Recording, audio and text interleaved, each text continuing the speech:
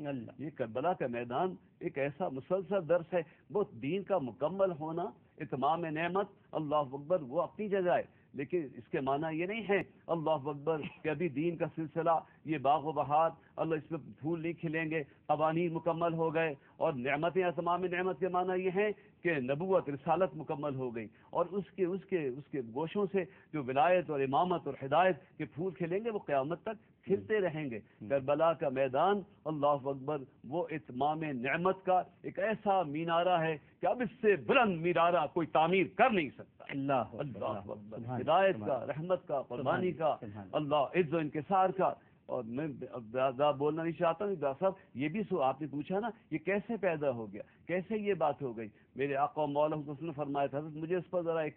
تحفظ ہے میرا کہ کوئی کہے کہ اس حضور صلی اللہ علیہ وسلم کے 11 ہجری کے بعد اور وہ اس 50 سال میں اسلام کی حالت ہوئی. یہ نہیں ہے، اسلام 40 ہجری تک اللہ اکبر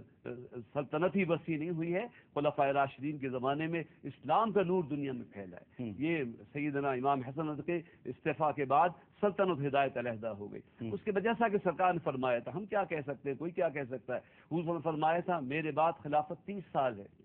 اور اس میں وہ 6 مہینے امام حسن کے بھی شامل ہیں. جس دن آپ نے استعفیٰ دیا ہے، اللہ، آپ بھی تو پروردہ رسول ہیں، اللہ اکبر، امام حسن اللہ تعالیٰ عنہ، اللہ اکبر. بس وقت نہیں ہے اور اس طرف میں جانا نہیں چاہتا ہوں، لیکن امام حسن اللہ تعالیٰ عنہ کوئی 2.5 سال کی صحابیت پہ فخر کرتا ہے فتح مکہ کے بعد، اللہ اکبر. اور یہ تو 7 سال حضور کی، 9 سال حضور کی گود میں رہے. اور صلی اللہ علیہ وسلم اپنے کیا بات کہہ دیا آپ نے، جی 2.5 سال کی صحابیت سے فخر کرتا ہے فتح مکہ کے بعد. اللہ اکبر. یہ تو 7 سال 9 سال حضور کے گود میں رہے، حضور چادر میں، انوار نبوت کے سائے میں حضور نے ان کی پرورش کی ہے. تو امام حسن جس دن استعفیٰ دیا وہ ان کی نگاہیں کئی جہتوں میں تھی. اس دن وہ پورے 30 سال پورے ہوئے خلافت بعد اس طرح سے سنا جو سرکار نے فرمایا کہ میری خلافت 30 سال ہے. امام حسن جس نے استعفیٰ دیا اس دن 30 سال پورے ہوئے. سرکار نے فرمایا، میں ایک اور حدیث کی مفہوم بیان کرنا چاہتا ہوں. سرکار کی نبوت حضور پہ ختم ہو گئی، خلافت 30 سال پہ ختم ہوئی، اس کے بعد امارت ہے، اس کے بعد کبر آ جائے گا، بڑائی آ جائے گی، اور پھر اس کے بعد ایسی سلطنتیں قائم ہوں گی کہ لوگ اللہ کے حدود، اللہ کی مقرر کردہ حدود کو توڑیں گے.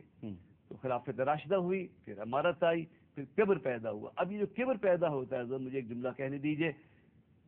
تاکہ میں بھی اپنے نفس کی اصلاح کر سکوں، سننے والے بھی، کہ خود بینی، خود پسندی، خود پرستی. خود بینی، خود پسندی، خود پرستی. پھر خود پرستی کے بعد وہ شخص چاہتا ہے کہ لوگ بھی اس کی پوجا کرے، لوگ بھی اس کو مانے. اللہ اکبر. یہ ہے جو انسان کو کبر تک لے جاتا ہے. اور اس کے مقابل جو فضیلتیں ہوتی ہیں، جو شاخیں پھلوں سے بھری ہوتی ہیں، وہ جھکی ہوتی ہیں، وہ سمجھتا ہے میں شاخوں کو کاٹ سکتا ہوں. اللہ اکبر. یہ ختم ہو جائیں گی، لیکن یہ پتہ نہیں ہوتا کہ وہ پھل پھول پھیل جاتے ہیں، یہ ہاتھ ٹوٹ جاتے ہیں، صبر کے پھول اور پھل پھیل جاتے ہیں. ہمارے ساتھ اس وقت ٹیلی فون لائن پر موجود ہیں علامہ سید شبیع الرضا زیدی الحسینی صاحب. السلام علیکم علامہ صاحب. وعلیکم السلام. مزاج گرامی بخیر. آپ تو بہت مصروف ہوں گے، میں مسلسل آپ کو دیکھ رہا ہوں مجالس میں آپ پڑھ رہے ہیں ٹیلی ویژن پر. جی. اور اس کے علاوہ بھی جو مجالس اعضاء ہیں. اب آپ چونکہ اس وقت ہمارے ساتھ ٹیلی فون لائن پر موجود ہیں اور مجھے یقین ہے کہ آپ کو کہیں نہ کہیں جانا بھی ہوگا، میں صرف آپ سے یہ گاڑی باہر کھڑی ہوئی ہے، جی بس صرف آپ کے انتظار نہیں بڑی محبت آپ کی، بس صرف اتنا بتا دیجئے کہ چونکہ آپ تو اس وقت مجموعوں سے بھی خطاب کرتے رہے ہیں اور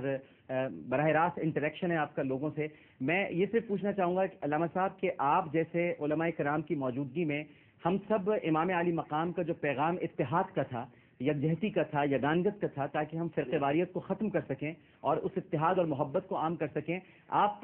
کیسے دیکھتے ہیں کہ ہم کس طرح سے اس پیغام کو پھیلا سکتے ہیں اور کیسے امام علی مقام کی قربانیوں کا جو تجدید عہد وفا ہمیں کرنی ہم کیسے کر سکتے ہیں؟ بسم اللہ الرحمن الرحیم. امام حسین علیہ السلام نے جب مدینے سے کربلا کے لیے روانگی کا اعلان کیا ہے تو آپ نے خطبہ ارشاد فرمایا، تمام اہل مدینہ جو اس وقت وہاں موجود تھے ان کے سامنے فرمایا کہ لم اخرج اشرن ولا بطرا، میں نہ تو کسی فساد کو برپا کرنے کے لیے جا رہا ہوں، نہ کسی فتنے کو سر اٹھانے کے لیے جا رہا ہوں، بل اخرج لاصلاح امت جدی رسول اللہ،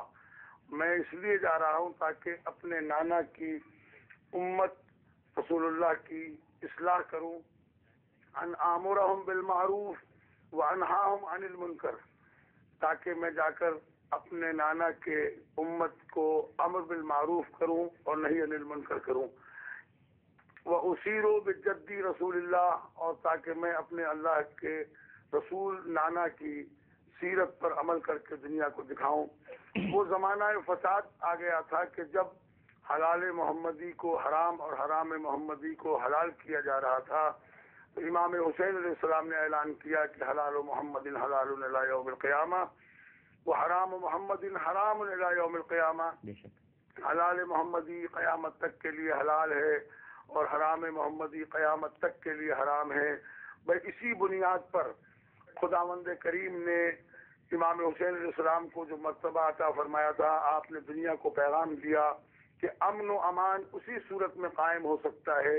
کہ جب ایک مسلمان، ایک صاحب ایمان، ایک صاحب تقوی شخصیت کسی ایسے جابر و ظالم شخص کو برداشت نہ کرے جو دین اسلام کی مخالفت کر رہا ہو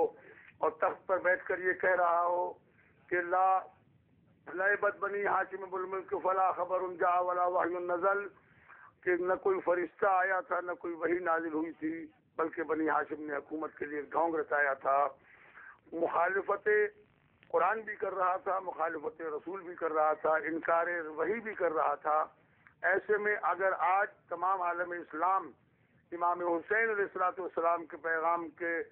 زیر سایہ آ کر جائزہ لے کہ کون لوگ ہیں کہ جو دین خدا کی مخالفت کر رہے ہیں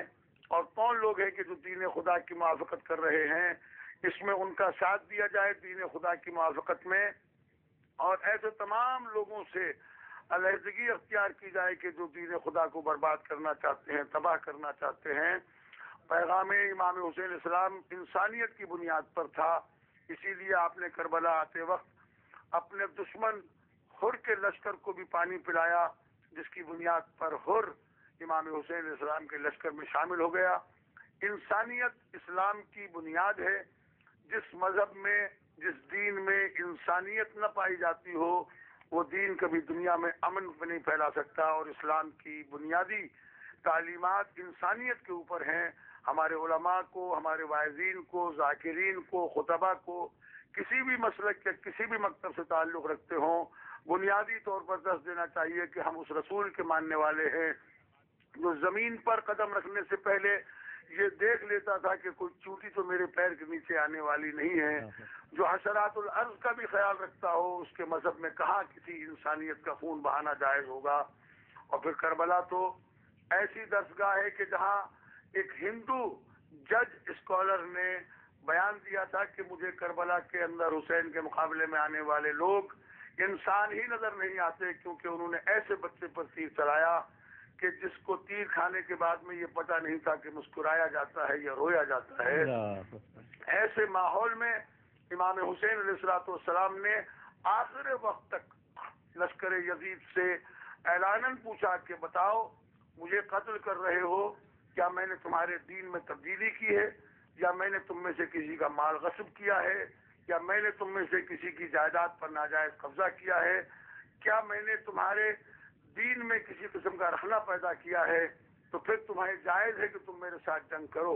اس کا مطلب یہ کہ امام حسین علیہ السلام نے بتایا کہ جو دین میں تبدیلی پیدا کرے وہ جنگ کرنے کے قابل ہوتا ہے، جو کسی کا مال غصب کر جائے، جو کسی کی زمین پر ناجائز قبضہ کرے، اگر جرم نہ ہو، بے جرم خطا کیے، بے جرم و خطا اگر کسی کو قتل کیا جائے تو اسلام اس کی اجازت نہیں دیتا، چاہے وہ کافر ہی کیوں نہ ہو۔ اسلام امن کا پیغام ہے، اسلام امن کا دین ہے، اسلام ایک ایسا بنیادی انسانی مذہب ہے کہ اگر اس کی تعلیمات کو علماء کرام خود بھی عمل کر کے دکھائیں اور لوگوں کو بھی اس کی تعلیمات دیں تو کوئی وجہ نہیں کہ دنیا کے اندر بہت جلد وہ نظام عدل قائم ہو سکتا ہے جس کی خاطر امام مظلوم میں کربلا نے قربانی پیش کی۔ جی بہت شکریہ علامہ سید شبیر رضا زیدی الحسینی صاحب ہم سے گفتگو کر رہے تھے۔ مرزا یوسف حسین صاحب، یہ جو پیغام امن ہے، محبت ہے، اور آپ تو بہت کوششیں کرتے رہے ہیں